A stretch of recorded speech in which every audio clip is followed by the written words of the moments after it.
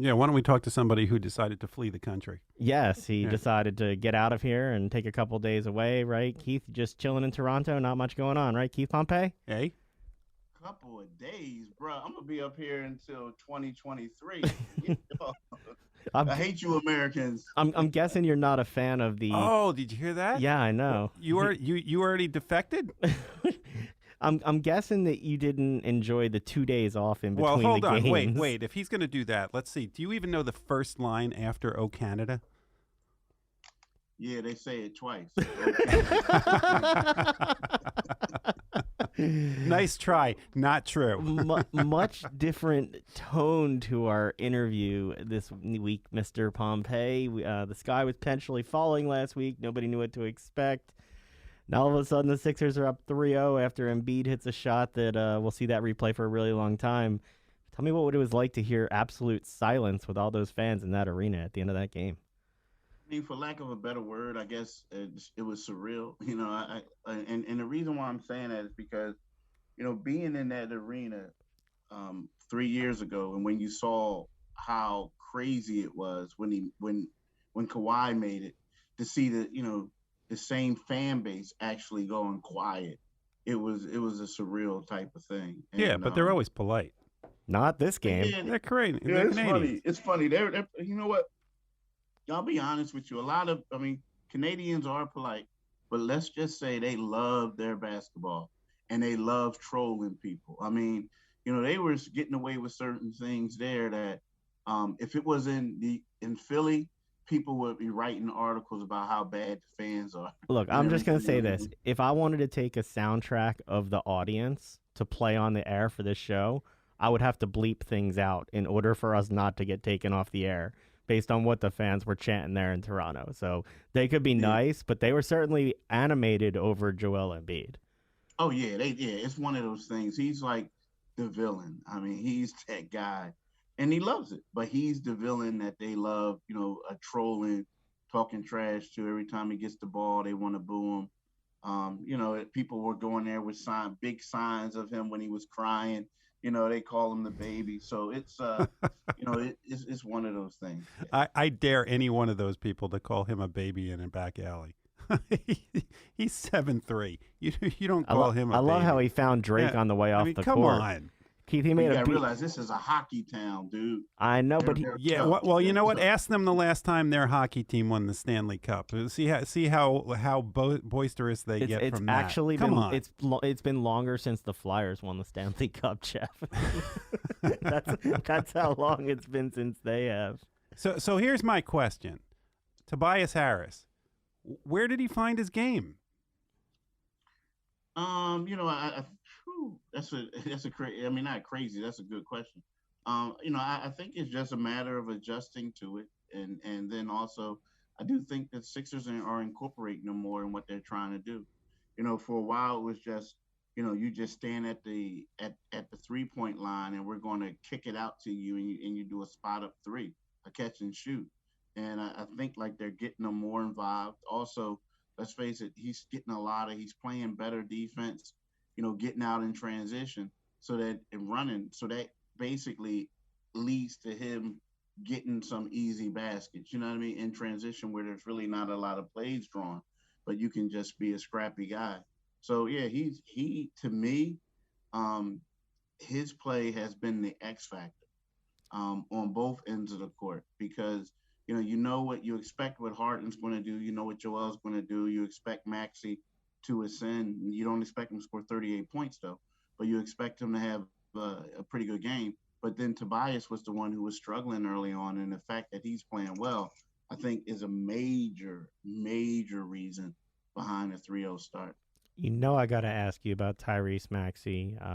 You've tried to get me to slow my roll on him, so has Jeff. I never have, so I won't now. What do you think of the rest of the league, seeing what a lot of people here in Philly have seen this series? Yes, 38 points more than you would expect, but still, even on nights that there isn't 38 points, his 3-point percentage is better. His decision making is better.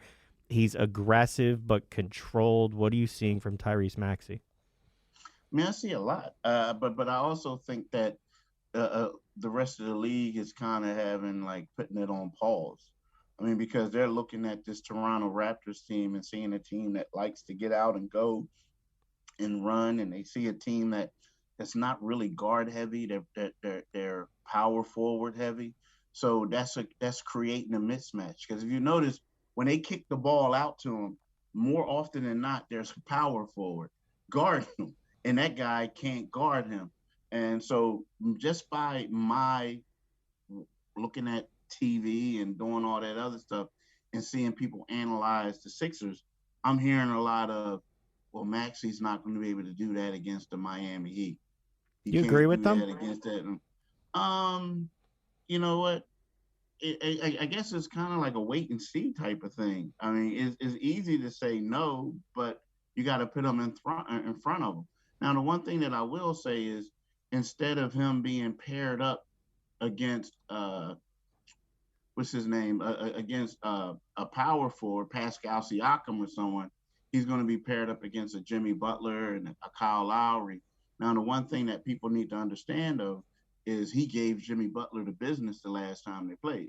So he did well, but I think that it's going to be more geared towards a half court set. Do I expect him to get 38 points? No. Do I expect him to score anywhere from 18 to 22? Average that? Yes, I do. I think he's going to get his. I just don't think that the way that team is set up, that he's going to dominate as much as he's dominating right now, if that makes sense. And that's not a knock against him. It's just that you're just playing a different team that's going to basically cater to stopping you more so than the Toronto Raptors did, and they have a better roster to probably help out with that. Look, this week I've been accused of not understanding reality. I'm a little confused right now. I just heard a conversation between Jason and Keith about Miami versus Philadelphia. Last week, I could have sworn I heard somebody on this broadcast say that Toronto was going to win. Are you changing your prediction? I'm not changing my prediction, but you said something about reality. So, like, reality is that no team has ever came back from a 3-0 deficit. He didn't let you go, man. He brought that up. Yeah. Just keep in mind, all those admit. Michigan comments just came home to roost. Keith, there's plenty of dumb things that Jeff says on the radio too, so don't worry about it. We can go back and clip stuff if you want.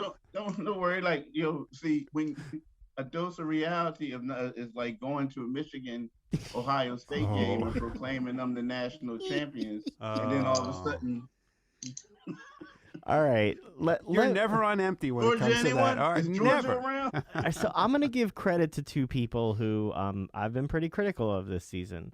Who? One, Danny Green, who has looked rejuvenated out there, making Matisse Thybulle's absence not as concerning, and Doc Rivers for getting the timeout in overtime to draw up the play for Embiid for the winner. I have put that out there. Your thoughts on Danny Green's play and Doc's coaching in this series, which the concern was Nick Nurse would outcoach him. I haven't really seen that yet. Nah, it haven't.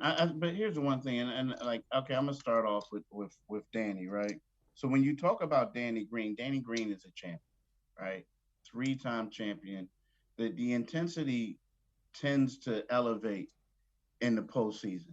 And if you remember last year, Danny Green had a great series. He was playing well in the playoffs in the second round, and then he was injured. When he became injured, that's when stuff started falling apart a little bit, right?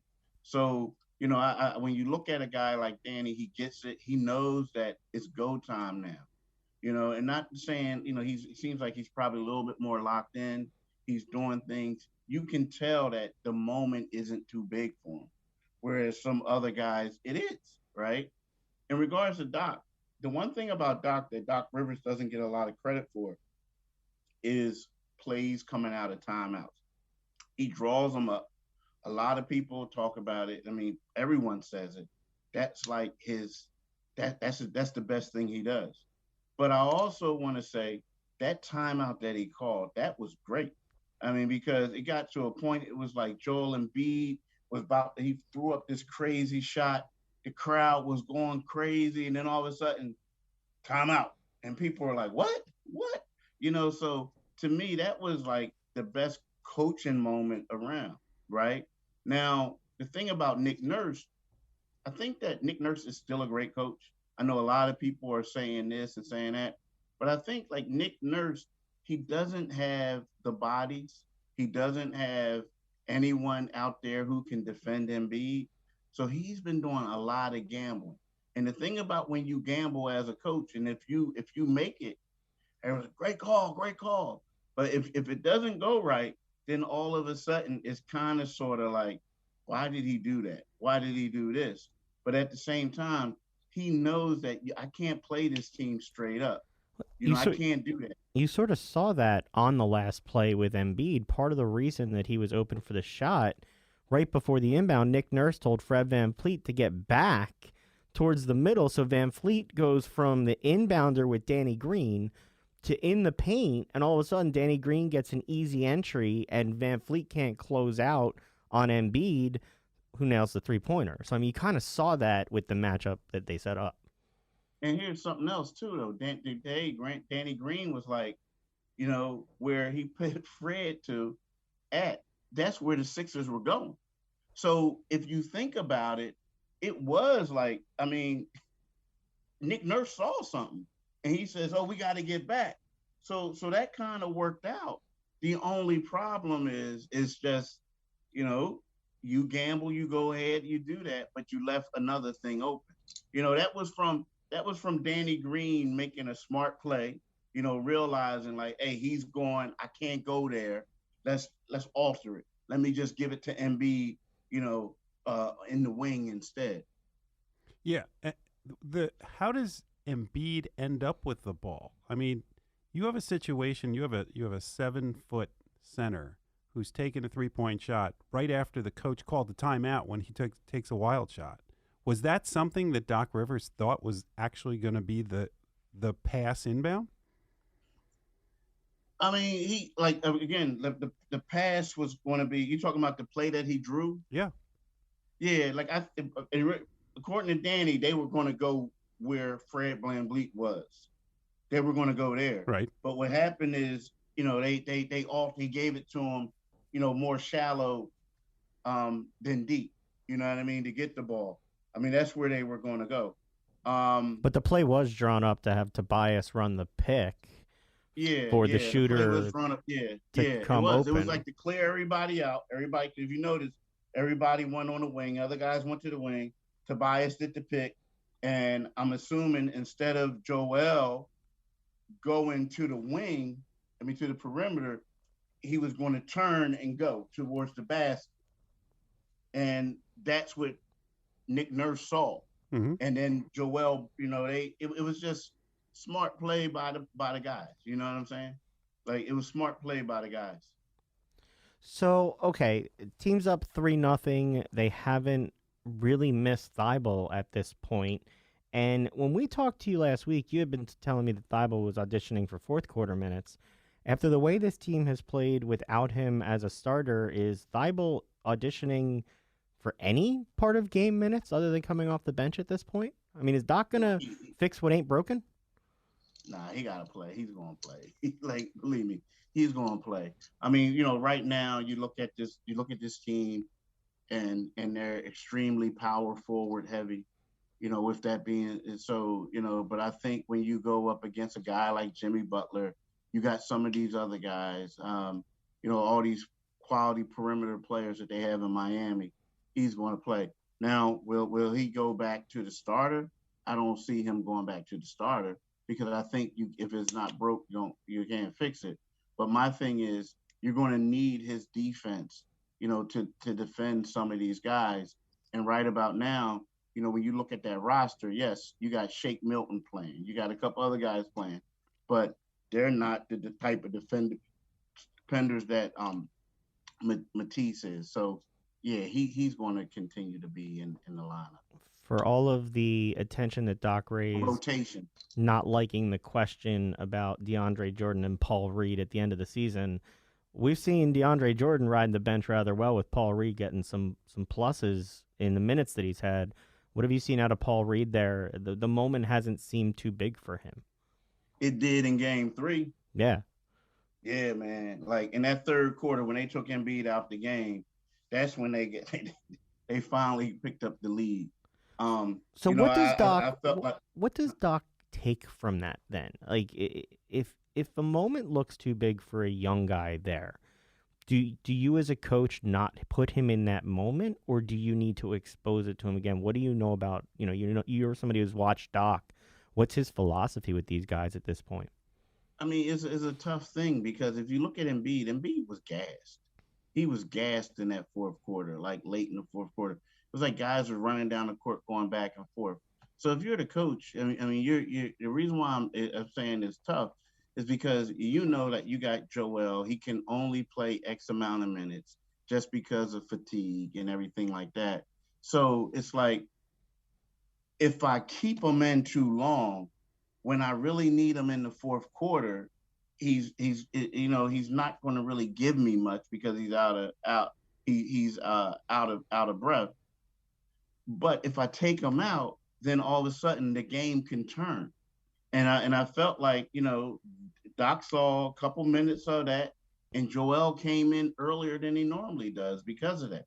So I mean that's something that you got to pay attention to, like moving forward, because yes, he played well, for the most part. But then I saw Precious Achua just destroying them, like dunking on them. Guys were driving the lane on them.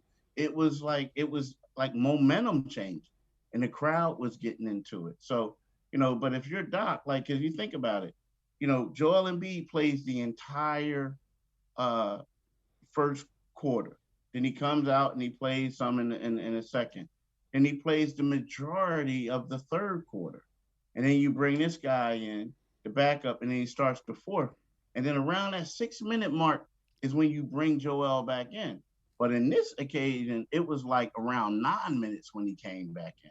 And then you saw it like late in the game when everybody was running up and down. I call it chucking and missing. They were just coming down, throwing up bad shots and running back in the other defense. You saw Joel laboring. He was tired. He was fatigued. So if you're Doc, you got to be you got to fill it out and you have to gamble because you have to give Joel a break. But at the same time, if I'm Doc, I'm a little nervous after what I saw late in that third quarter, early fourth. Is there any chance that Doc decides to gamble and give somebody minutes who hasn't had minutes? Because you can't do this. If it gets into, let's say they get the rest, which you hope they get if they're able to finish this off tomorrow night, you're going to get into rounds that are not going to be 4 games and out. We're not doing Moses Malone, faux. We're going to have tough series, and they're going to get more physical. And if they get more physical, he's going to get tired more. And you can't just leave him in there and have him standing at the top of the key. He's got to get rest, and somebody's got to play. Yeah, I mean, he's going to have to do that. But at the same time, you see I mean, who are you going to put in there? You're going to put DeAndre in there. Can Bassey get some minutes? I know He's been out, I mean, right? he's hurt. Yeah. I mean, I don't even, to be honest with you, like at this particular time, the game might be a little bit too big for Bassey. Not because of he can't do it, because of you're just going to bring a young guy in who hasn't really played that much for a while, and then throw him into the fire. You understand what I'm saying? Mm-hmm. Like maybe, and then he's still injured. But I think right now Paul Reed gives them their best option. He gives them their best option. James Harden fouled out at the end of the game last night. For the series, he's shooting 44. First time he shot over 44% in the last 9 games. Last night he shot 54% in the other game. What are you seeing out of him? His passing seems to be that he's the facilitator. Can the facilitator James Harden be what this team needs, or do they need the shooter James Harden if they're to move forward? I think to me that's a little tricky. What they need James Harden to do is be a facilitator, but they need him to be able to knock down open shots when he gets it. I feel like that gives them their best opportunity to win. if James Harden, the scorer to me is ISO James, where he like dribbles, everybody standing around watching, who either do a step back or he'll drive the lane. At this particular time, either because of the hamstring or because of, maybe father time, he doesn't have the lift on his shot and he can't blow by people like he used to. So basically all he's doing is driving the lane and begging to get fouled, right? And what happens is a lot of people just stand around. And when you look at it, he was playing that way in the first half and they were down by 17. And what they started doing was they started basically giving the ball to Maxey and then let Maxey bring it up. And then they would initiate stuff through him, right? Because in the reason being, what Toronto was doing was Toronto was taking away the passing lanes and they were forcing James to be ISO James or be James the scorer. And, I don't think that the Sixers could win that way. Now, if he's the facilitator, but then they do that open, they find him an open shot, or certain times he can drive the lane, he can do it.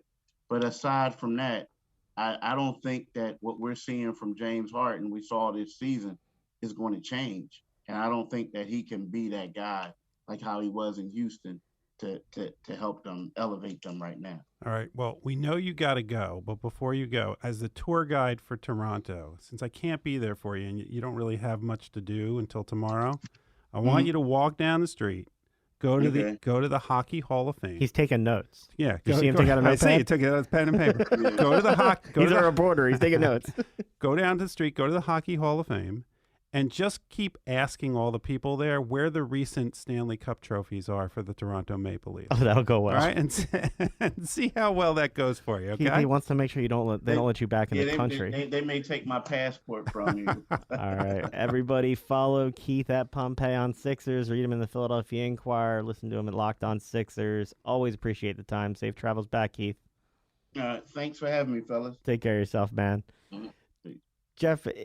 Again, a week changes everything. I mean, we got to be off the air now to go to break. And when we come back, let's hit the commercial. When we come back, we'll talk to Ian O'Connor and keep the conversation going. Stick with us. Operating engineers are the men and women that move mountains. And the Engineers Labor Employer Cooperative, ELEC, puts them to work. They create opportunities for the men, women, and union signatory contractors of Local 825, repaving our roads, keeping our homes bright and warm, and even building our favorite team stadium. We understand infrastructure. That's why ELEC and Local 825 are ready to get to work.